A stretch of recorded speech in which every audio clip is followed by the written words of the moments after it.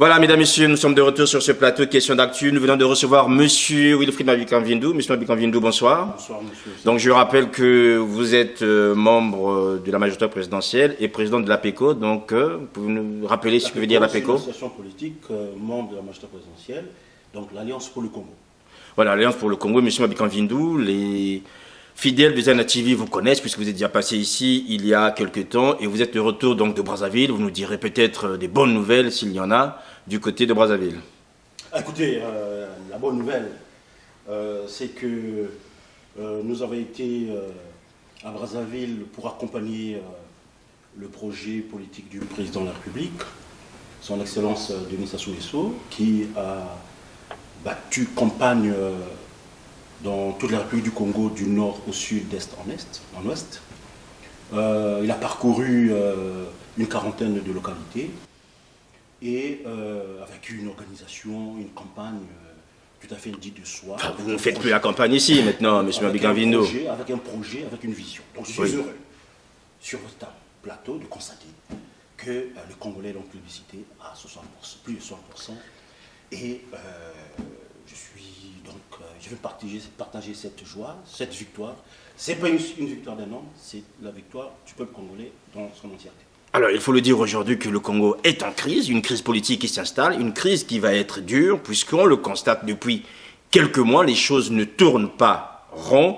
Entre l'opposition et le pouvoir, il faut déjà, messieurs, avant que nous abordions dans cette dernière partie les solutions qui pourraient faire sortir le Congo de cette crise, déjà parler des éléments bloquants d'un côté comme de l'autre. Déjà, du côté du pouvoir, il y a aujourd'hui quand même des arrestations qualifiées d'arbitraire par l'opposition et aussi une recréation, si vous me permettez l'expression, des milices qui sévissent de plus en plus, que ce soit à Brazzaville ou encore à Pointe-Noire. Les témoignages sont légion en ce moment. Certains pensent que le pouvoir encourage d'une manière implicite ces milices, étant donné que les lois congolaises interdisent. La preuve en est, le député de Mungali, M. Aimé Idever-Moigny, a pavoisé avec sa milice sur Télé Congo, 20h, ça n'a posé problème à personne, aucune réaction officielle, ni de l'armée, ni des autorités politiques, ni encore moins de la police. De l'autre côté aussi, à l'opposition, aujourd'hui, les choses se braquent.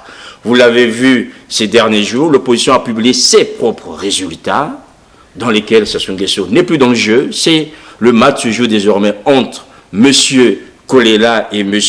Moukoko, et en même temps, cette publication des résultats vient compliquer la chose, puisque l'opposition, depuis le 20 mars, ne veut plus reconnaître Denis Sassou Nguesso comme étant le président de la République. Donc là, vous voyez que tout est fait pour qu'on aille droit dans le mur ou encore qu'on assiste à un dialogue de sourds. Messieurs, déjà sur ces éléments aujourd'hui qui peuvent constituer, bien sûr, qu'on les évoquait d'autres, mais qui peuvent constituer des éléments bloquants par rapport à cette situation dans laquelle nous vivons. Déjà, les arrestations arbitraires que tout le monde dénonce, qualifiées d'arbitraires que tout le monde dénonce, que le pouvoir sur place justifie comme étant des arrestations nécessaires parce que la sûreté de l'État est en jeu. Je vais commencer par vous, M. Mabikan-Vindou, sur ces questions liées aux arrestations ou encore sur ces éléments bloquants par rapport à cette crise dans laquelle nous nous retrouvons, où on sent bien qu'il y a quasiment un dialogue de sourds. Écoutez, je ne peux pas répondre sur ces questions de pure sécurité. Bien entendu, nous sommes en République et quand un certain nombre de velléités, un certain nombre de comportements qui bravent la loi sont comme ça excipés, je pense que nous avons un certain nombre d'institutions fortes dans la police qui essaient de jouer son rôle. S'agit-il d'arrestations arbitraires? Si elles sont arbitraires, à partir de là, il va falloir qu'effectivement ces personnes arrêtées recouvrent immédiatement leur liberté.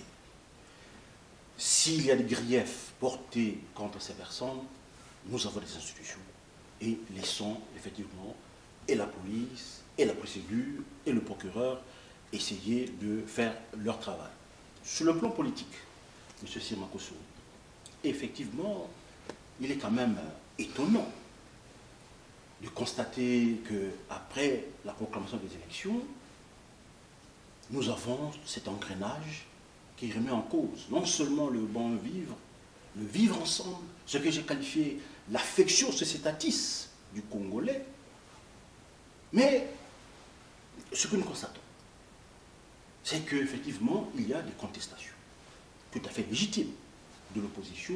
Et j'ai toujours, moi, Wilfred Nabika Vindou, fils du Nyari, j'ai toujours estimé qu'au Congo, nous avons une opposition responsable. Ce que je dis, c'est que face à une élection, vous contestez les résultats. Je pense qu'il est de bonne loi d'aller, bien entendu, devant les cours et tribunaux. Et aujourd'hui, nous avons une cour constitutionnelle qui va jouer pleinement son rôle si jamais, effectivement, les résultats n'ont pas été à la hauteur des espérances des Congolais. Il va falloir démontrer que le président Denis Sassou Nguesso n'a pas été élu dans les conditions, dans les règles telles que le dit l'opposition. Ça, il faut le démontrer. Mais nous, de notre côté, nous estimons que, et ça à l'appui des observateurs étrangers qui étaient à Brazzaville, ils étaient près de 850, qui ont estimé qu'au-delà de quelques difficultés d'organisation, l'élection au Congo du 20 mars s'est passée dans des conditions de grande transparence, dans des conditions de sécurité et de paix. Aujourd'hui, bien entendu, s'il y a une contestation, allons voir le juge, allons voir la Cour constitutionnelle qui va dire le droit en la matière.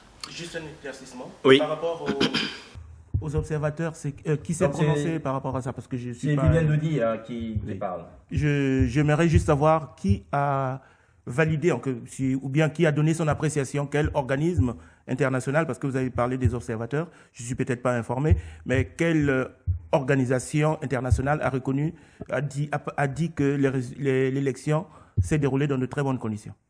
Il faut lire les rapports d'après. Non, mais moi, je veux juste savoir, parce que je vous réponds. L'organisation, oui. Il faut lire les rapports après 2 jours après l'élection. Non, mais moi... Il faut lire les rapports après 2 jours. Vous êtes un homme politique, moi, je ne le suis pas. Oui. Vous dites que les observateurs sont des délégués d'institutions. Et moi, j'aimerais juste savoir, parce que vous venez d'affirmer qu'il y a des observateurs qui ont affirmé que les élections sont passées dans de bonnes conditions. Et moi, j'aimerais juste avoir le nom d'une... Vous avez les délégués de l'Union européenne. Oui. Vous avez... Qui s'est prononcé? Alors... non, mais moi, c'est juste ça. Je vous donne les organisations. Oui. Donc, vous avez les délégués de l'Union européenne.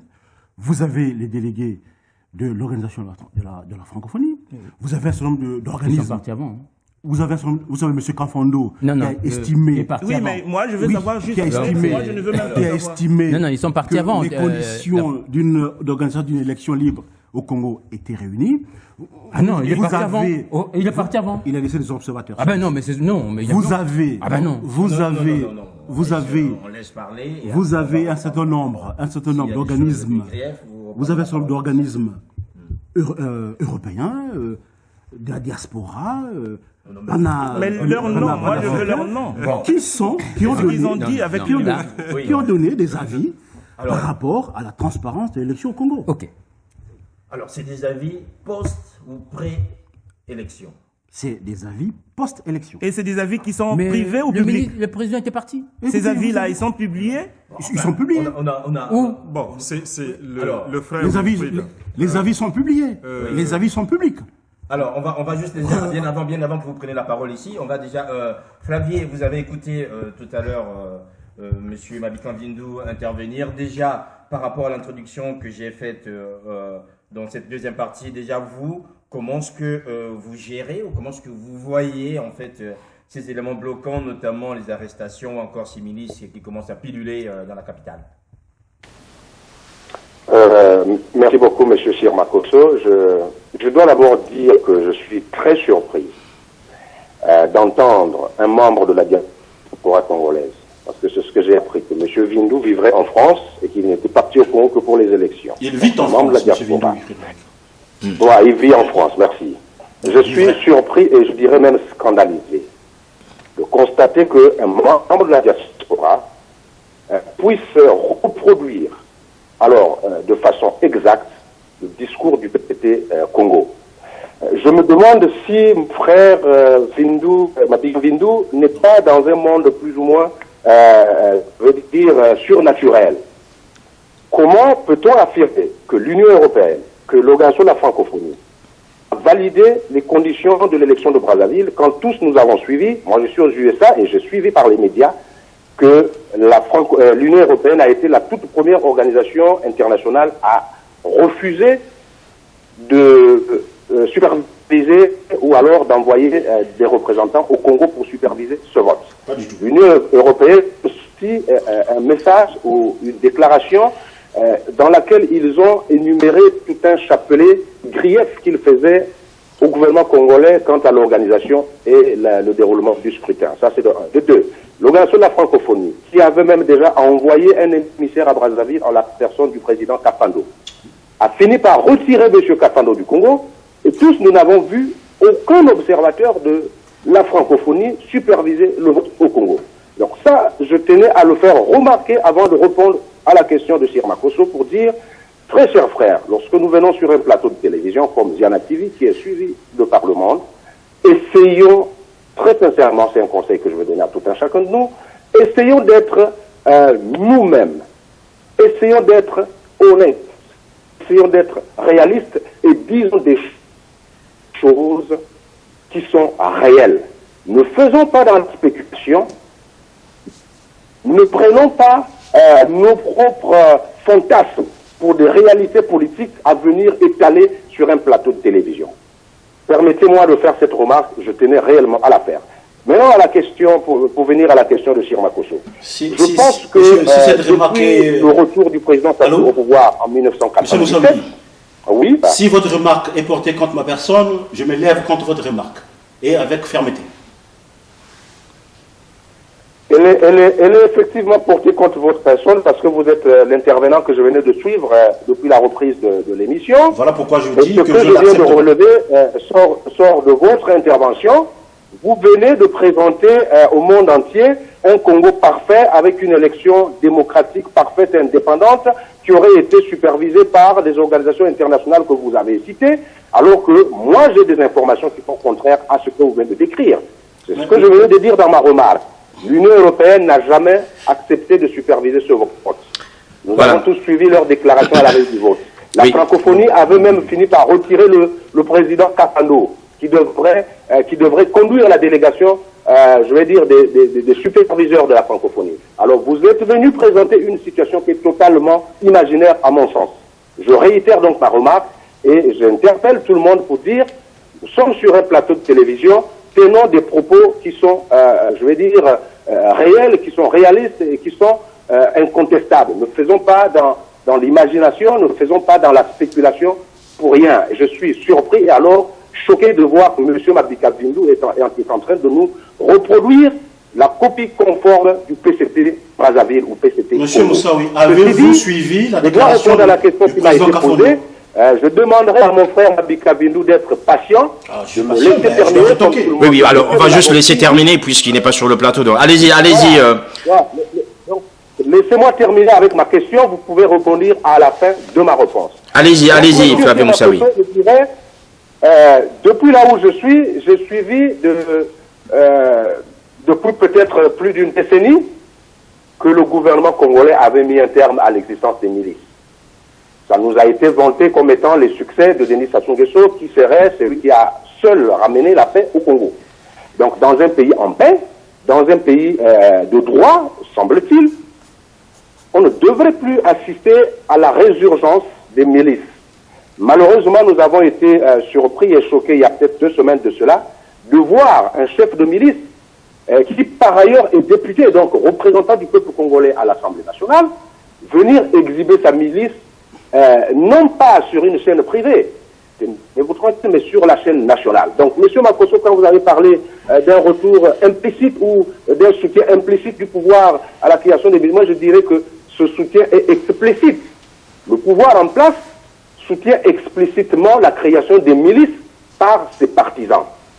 Lorsque une milice est présentée sur la chaîne nationale à un journal de 20 heures, ça veut dire que cette milice-là est en train d'être officialisé par les autorités en place. Et ce fait doit être dénoncé, et alors dénoncé avec toute l'énergie qu'on peut avoir en tant que Congolais qui ne voulons pas que le pays puisse encore sombrer sous l'emprise des milices privées. Ça, c'est de un. De deux, les arrestations qui s'opèrent au Congo actuellement, il faut le reconnaître, ne sont pas des arrestations légales. Ce sont des arrestations qu'on peut qualifier d'arbitraires et d'illégales. Lorsque vous regardez les lois dans tous les pays du monde, dans la plupart des pays du monde, il y a des lois qui encadrent, par exemple, la garde à vue. Regardez ce qui se passe au Congo. Tous ceux qui sont arrêtés, le pouvoir ne respecte même pas les délais de garde à vue. Vous avez des gens qui sont gardés dans un commissariat de police pendant plus d'une semaine. Vous avez des gens qu'on interroge pendant toute la semaine et on n'arrive pas à retenir un seul chef d'inculpation contre cette personne pour l'envoyer à la maison d'arrêt.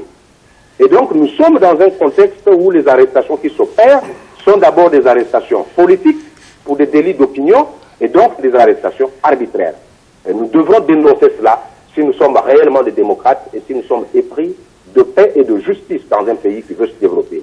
Et la dernière chose, il y a rupture de dialogue entre la mouvance présidentielle et l'opposition. Vous voyez, je ne voudrais même pas utiliser le terme majorité présidentielle pour désigner ceux qui sont au pouvoir. Parce qu'il y a ceux qui ont montré qu'ils ont perdu la majorité. Le premier fait, ils ont organisé le référendum que l'opposition a boudé. Ils ont appelé le peuple à aller au référendum. Le taux de participation était marginal. Très, très, très minime. Certains ont parlé de 5%. La deuxième élection est arrivée, c'est l'élection présidentielle anticipée. L'opposition a accepté d'aller au scrutin et a appelé le peuple d'aller voter. On a assisté à une affluence inédite devant les bureaux de vote. Ce fait montre que le pouvoir a perdu la majorité dans la population. Et donc, je ne peux plus appeler ce pouvoir majorité présidentielle, je l'appelle simplement mouvance présidentielle. Je donne raison à M. Mafimba, qui disait l'autre jour sur le plateau de Zenet TV que la majorité républicaine se trouve maintenant du côté de l'opposition. Donc, M. Sirmakosso, chers téléspectateurs, voilà ce que j'avais à dire sur ces trois questions relatives aux milices, aux arrestations arbitraires et au dialogue entre le pouvoir et l'opposition.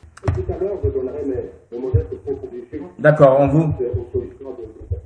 Tout à fait. Alors, Sino Sorki, vous êtes ici deux politiques, donc M. Mabika-Vundo et vous-même, vous l'avez entendu tout à l'heure, sur ces questions liées aux arrestations et aux milices. Déjà, vous, quel est le constat? Le constat, on le connaît. Vous dites quoi exactement? Mais les choses sont claires. Hein. Il y a une réalité.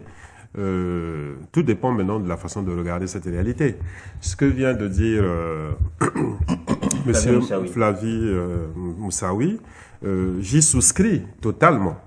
Hein, ce qu'il a dit, ce n'est pas la peine que je revienne sur tout ce qu'il a dit. En ce qui concerne les observateurs avant l'élection, la personnalité envoyée par l'Organisation internationale de la francophonie, l'exhibition d'un député, hein, parce que comme le mandat des députés n'a pas encore été, n'est pas arrivé à terme, n'a pas été renouvelé, donc la mandature n'est pas finie, et donc la personne en question est toujours députée. Donc se présenter à un 20h avec une milice, je pense que c'est une façon d'affirmer officiellement qu'il a le droit d'exister. Peut-être au sein de la force publique ou à côté de la force publique, là, voilà. Sur ce point, c'est une réalité qui est contraire à un tableau qu'on peut, on peut peindre ici et là. Il y a une chose que j'ai relevée dans le propos de mon frère compatriote Mabika, c'est quand il a dit il estime en son âme, sa propre âme, que l'opposition doit être responsable. Évidemment, nous sommes responsables. Vous voyez la situation dans laquelle nous nous trouvons aujourd'hui. Si les personnalités de l'opposition n'étaient pas responsables, d'ailleurs, ils n'ont jamais appelé à des actes de vandalisme, à des actes de... La désobéissance civile, c'était personne ne sort de chez lui, hein, pour marquer symboliquement que on n'est pas en phase avec les résultats qui ont été publiés, les résultats de la commission dite indépendante qui l'est pas. Et finalement, c'est une démonstration politique, avec des actes politiques, démocratiques, non violentes, que finalement, les populations ont été en phase avec le mot d'ordre des responsables de l'opposition. Donc nous sommes une opposition qui est responsable. Donc je l'ai toujours dit que la meilleure façon d'éviter, et ça nous le savions, nous l'avons toujours dit, la meilleure façon d'éviter des difficultés, des guerres fratricides, des violences, c'est de ne pas aller à une élection, l'organiser de façon individuelle, sans le consentement, sans le consensus politique de toute la classe politique. C'est la meilleure façon que les résultats sont incontestables et ceux qui ont gagné, ils gagnent et ceux qui perdent reconnaissent le vainqueur. Donc aujourd'hui, la situation dans laquelle nous nous trouvons, c'est que les autres candidats n'ont pas reconnu à travers donc ces données, ces résultats qu'ils ont eux-mêmes collectés à travers les bureaux de vote, que il était impossible qu'un seul candidat, au milieu des 9, fasse au premier tour un score au-delà de 51 voix. Monsieur, puis-je vous poser une question? Non, si vous permettez, on va juste essayer que tout le monde parle et après on reviendra. Arbel vient de dire sur ces aspects bloquants aujourd'hui qu'on constate, que ce soit l'affaire des milices ou encore des arrestations, que ce soit aussi de l'autre côté de l'opposition, le fait qu'aujourd'hui l'opposition ne veut plus parler à Sassou, d'autant plus qu'ils ne le reconnaissent pas déjà en tant que chef d'État, et en même temps l'opposition a proclamé ses propres résultats qui n'ont rien à voir avec des résultats officiels. Oui, mais c'est comme je disais, tous les ingrédients sont là pour une guerre, pour une crise profonde. Et ça, c'est une chose. Deuxième chose, c'est le fait que l'opposition aujourd'hui, parce que là, je viens d'entendre le représentant de l'opposition que vous êtes, vous dites que vous avez fait recours à la Cour constitutionnelle, et si la Cour constitutionnelle validait les résultats qu'a publié le ministère de l'Intérieur, quelle serait la réaction de l'opposition? Enfin, loin de faire la politique fiction, moi je voulais juste rappeler, parce que je ne le sais pas, je ne peux pas anticiper de l'avis de la Cour constitutionnelle. Je crois qu'ils doivent avoir 15 que le recours est individuel, c'est chaque candidat qui fait son recours. Tout à fait. Pas un recours collectif. Voilà. Donc, c'est vrai que voilà. Dans tous les cas, je voulais juste noter que dans la procédure de l'élection et de la loi électorale, il est normal que les candidats, ceux qui se sentent lésés, qui pensent que les résultats ne sont pas conformes à ce qui serait, ont le droit de faire ce recours-là. Le fait de faire le recours montre quand même qu'il y a quelque chose qui ne va pas. Donc ça, c'est un constat. Ça ne veut pas, ça n'anticipe pas sur... Tout à fait. Sur ces questions de milice Oui, sur les questions de milice, moi, je pense que au Congo, je suis peut-être, je sais pas, un peu pessimiste, mais je pense que au Congo, il existe déjà une milice importante. La garde présidentielle, c'est déjà une milice parce que cette garde présidentielle est au service d'un seul individu. Et donc, c'est le seul. Donc là, je pense que cette milice qui vient d'être montée n'est que un avertissement à toutes les personnes qui voudraient se révolter pour leur dire, écoutez, il y a des gens qui vous attendent, pour ne pas engager l'armée congolaise, parce qu'on dira que voilà, le pouvoir en place utilise les institutions de la République, soit l'armée, pour répondre, mais on suscite déjà des gens qui vont être là pour défendre ou pour empêcher ceux qui veulent s'exprimer de s'exprimer. Donc moi, je pense que tout ça, c'est déjà une préparation à une crise et peut-être même la provocation d'une crise. Parce que moi, la question que je me pose, est-ce que la crise au Congo n'a pas été préparée depuis longtemps? Et par qui? Ça, je ne sais pas, mais les choses qu'on voit là, pour moi, ne sont pas des choses qui viennent comme ça, qui tombent du ciel, mais c'est tout un processus qui a été réfléchi depuis très longtemps.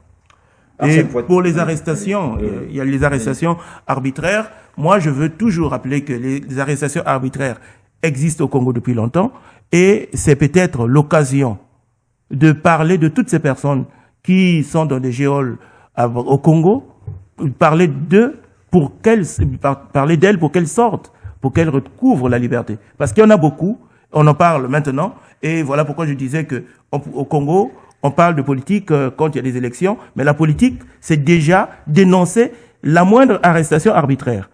Il y a...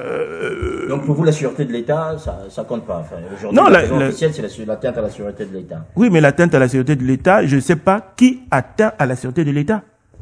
Est-ce que c'est l'opposition? Est-ce que c'est le pouvoir en place? Parce que le problème, c'est qu'au Congo, on a souvent confondu l'État et le pouvoir en place. L'État, c'est pas le pouvoir en place. L'État, ce sont les institutions qui restent, mais les gens qui dirigent passent. Donc aujourd'hui, les ministres peuvent passer. Ils sont les représentants de l'État, mais ils ne sont pas l'État. Et donc je ne vois jusqu'à preuve du contraire, j'ai jamais vu l'État congolais menacé par qui que ce soit. Donc je pense qu'il faut aussi, je pense, dans le regard, dans l'imaginaire congolais, essayer d'éclaircir les choses, de faire vraiment, l'État, c'est pas une personne.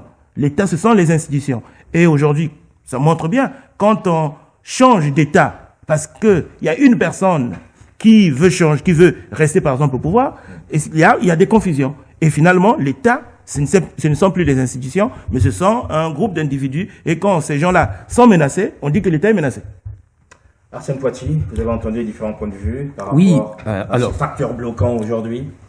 Avant d'aborder les facteurs bloquants, j'aimerais dire que, enfin, je vais revenir quand même sur certaines convictions ou encore arguments, certains arguments qui ont été avancés ici. Sur les deux points. Oui, donc sur les 2 points. Donc on va parler sur le point aussi bien de la sûreté de l'État, d'une part, et aussi de la question politique, les constatations qui conduisent qui bloquent en fait la situation actuelle. Je vais partir sur la première partie. La première partie sur la sûreté de l'État, et Mabika, notre frère ici, a démontré une chose, qui est le Congo est un État de droit. Il a dit que ceux qui sont lésés ont le droit d'avoir un avocat et d'aller devant une juridiction. Ce qui est, alors, là où il était limité, et je ne veux pas aussi aujourd'hui injurier sa subjectivité, mais croire encore que c'est un homme objectif, que jusqu'aujourd'hui, toutes les personnes qui ont été arrêtées n'ont pas eu 2 choses. 1, une convocation. 2, droit à un avocat. Et le motif pour lequel ils ont été arrêtés. Ça, c'est la première chose. Deuxième fois, toutes les personnes qui ont été arrêtées, je crois, entre la dernière dame qui a été arrêtée à 4 heures du matin. Je pense que là aussi, il faudra rester objectif. J'aurais aussi cru encore, en fait, pour encore continuer à croire à l'objectivité de mon cher Mabika, c'est aussi de dire, puisque le Congo est un État de droit, il aurait fait comme l'aurait fait Kokolo ici, en dénonçant la présence de l'autre côté des milices à la télévision congolaise. Ça, c'était aussi une façon. Et là encore, on a quand même un représentant du Parti congolais du travail qui le dénonce parce que tout simplement, il croit aussi. Donc, on pense encore que dans cette République-là, au-delà de nos divergences, au-delà de toutes les convictions qu'ils peuvent avoir entre la mouvance présidentielle d'une part et les amis de l'opposition d'autre part, il y a une chose dont nous avons tous en commun, c'est le Congo. Absolument. Donc, par rapport à ça, par rapport à ce Congo-là, donc ce qui réunit à ce Congo, et Armel a bien raison de dire dans les institutions, et ce qui institue les institutions, c'est le droit. Et c'est là où je vais encore, en fait, l'accabler un tout petit peu, parce que lui et moi, donc, nous sommes ce qu'on appelle des amis de référentiels. C'est-à-dire que nos métiers respectifs sont des métiers qui sont basés sur des référentiels. Et dans ces référentiels-là, on nous demande 2 choses. La première, c'est d'apporter la preuve de l'écart ou du dysfonctionnement. Nous pensons au jour d'aujourd'hui, dans la première partie, le Congo, donc l'armée ou encore le Congo n'a pas apporté la preuve de la tentative ou de la menace, de l'atteinte de la sûreté de l'État. Ça, c'est la première partie qu'il faut nous... Après, je vais encore, pas ici, revenir sur le spectacle Ngakala, qui, à la télévision congolaise, a annoncé qu'il avait ordonné l'arrestation de Jean-Marie Michel Mokoko. Jusqu'aujourd'hui, ce même Jean-Marie Mokoko est toujours pas arrêté. Pour quel motif? Non dit, ce spectacle-là, notre ami ne l'a pas dénoncé. Pour l'objectivité du droit. Pour l'objectivité du droit, ça c'est étonnant. Alors, la deuxième partie, qui est sur son étonnement de voir l'opposition, qui recuse en même temps à l'opposition le droit de la contestation. Il dit étonné. Oui. Est-ce que le président a le droit de sillonner toute la ville? Ça c'est normal. Tout candidat avait le droit. Mais ici, ce qu'il n'a pas révélé, ou encore soulever, c'est aussi des entraves et les freins, les obstacles qu'a eu aussi de l'opposition de circuler librement pendant cette campagne présidentielle. Ça, on va pas en revenir parce que bon, on n'a pas le temps. Je crois qu'il y a beaucoup de choses et on a constaté ce qu'il en est. Et enfin, pourquoi ça bloque? Mais si nous ne pouvons pas avancer dans le blocage si et seulement si un seul mot qui pose problème, c'est la transparence. Si au jour d'aujourd'hui, moi je pars au vote, nous sommes là, lui on est 5, on va tout de suite au vote, et qu'on prend l'urne, on dit qui a voté, il y a eu 5 votants, pas d'abstention, on a voté qui, on doit éliminer quelqu'un. Si j'ai 3 voix contre moi et 1 voix pour, mais je suis éliminé, et ça je l'accepte. Je l'accepte parce que c'est visible. Qu'est-ce qu'on constate? Là, au jour d'aujourd'hui, la question qui divise le Congo, c'est pas une question d'homme, c'est une question de transparence. C'est-à-dire qu'on nous dise quel rapport que le président, il y a Patrick Mapouya qui est allé à la Cour constitutionnelle et au ministère de l'Intérieur pour demander, et c'est un droit congolais, d'aller visiter, accès libre et aux procès-verbaux et tout ce qui se passe, le déroulement de l'élection présidentielle, donc ce qu'on appelle la documentation, donc l'enregistrement, c'est une obligation de nos référentiels qui l'exige. Mais si il n'a pas, on lui a renvoyé, donc le ministère de l'Intérieur le renvoie à la Cour constitutionnelle, la Cour constitutionnelle le renvoie au ministère. Qu'est-ce à dire? Qu'est-ce à dire? Le blocus, c'est la transparence. On va résoudre la question de la transparence. Wilfred Gavindou, vous avez entendu ces différents points de vue. Rapidement, déjà, par rapport à ces ministres, en avez-vous eu connaissance? Est-ce que, comme l'a fait notre ami Monsieur Ludovic Kokolo, issu du PCT, qui l'a condamné, est-ce que déjà vous connaissiez en fait cette affaire de milice qui est aujourd'hui, notamment celle gérée par le député Idéver Moigny? Écoutez, nous avons des informations dans ce sens, Monsieur Simarkosso, mais je vais, sur cette question, exercer mon droit de réserve. Ce que je voulais... Oui, absolument. Ce que je voulais dire, c'est que nous avons eu 9 candidats, et tous les candidats à l'élection présidentielle avaient les mêmes droits. Et sur les 9 candidats, aujourd'hui, nous avons 3 qui, en toute respectabilité, ont reconnu leur défaite, ont reconnu la victoire du président Denis Sassou Nguesso. Et nous avons même un homme respectable, comme Maître Mbéry, qui hier a estimé que monsieur... Il n'était pas candidat. Il n'a pas été... Il a donné un point de vue. Oui, mais bon, respectable, monsieur Maître Mbéry. Et Maître Mbéry qui est membre de la mouvance présidentielle. Attendez. Qui a soutien. Faut le dire à voix basse. C'est quand même... Faut le dire à voix basse. C'est quand même étonnant. La respectabilité de Maître Mbéry... C'est étonnant quand je dis qu'il s'agit... Pardon? Attendez. Attends, si tu peux arranger juste... Oui, voilà. Est-ce que vous l'entendez maintenant?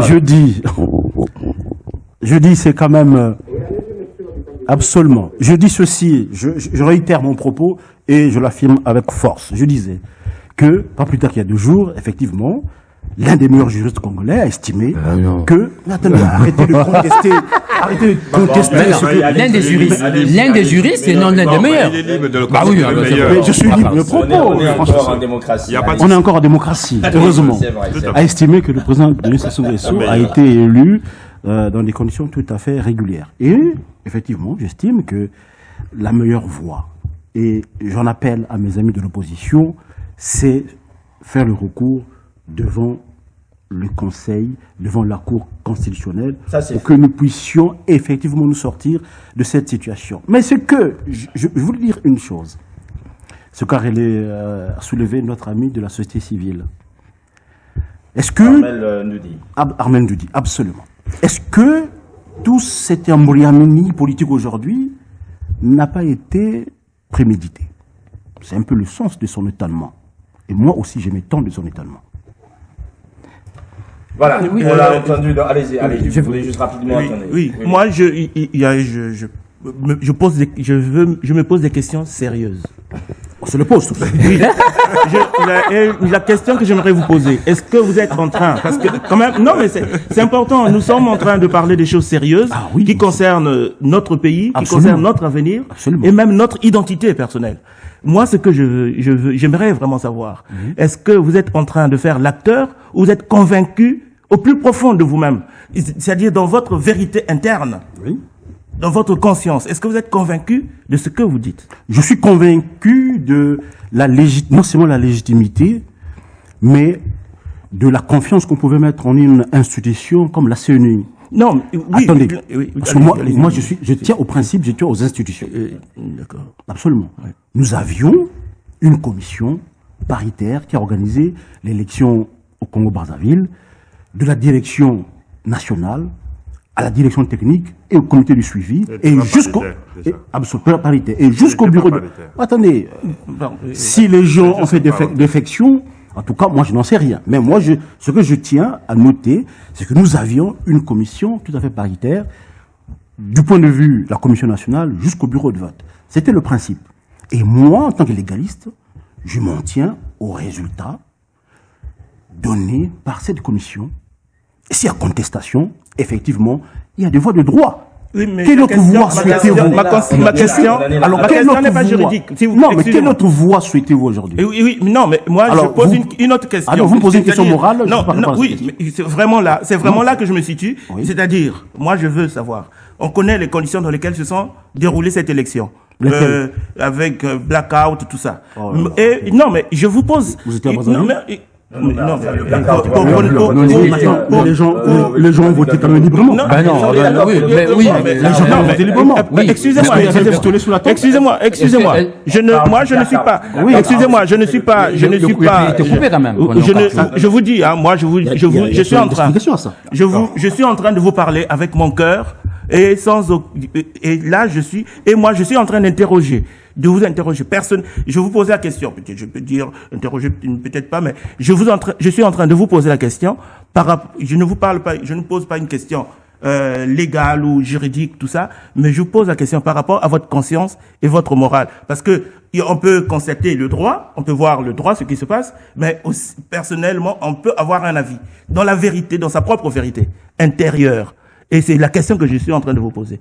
Est-ce que vous-même, dans votre conscience, dans votre fort intérieur, est-ce que vous n'êtes pas en train, et voilà pourquoi j'ai dit, est-ce que vous n'êtes pas un acteur, ou bien vraiment vous êtes dans votre fort intérieur, vrai, par rapport à ce que vous avancez, même à votre... est-ce que cela sourd vraiment, ça vient de vos entrailles, de votre conviction profonde? Monsieur, vous quittez l'aspect politique, juridique, pour aller dans des contorsions psychologiques et psychanalytiques. Non, je peux me soumettre je refuse absolument. Parce que vous me demandez.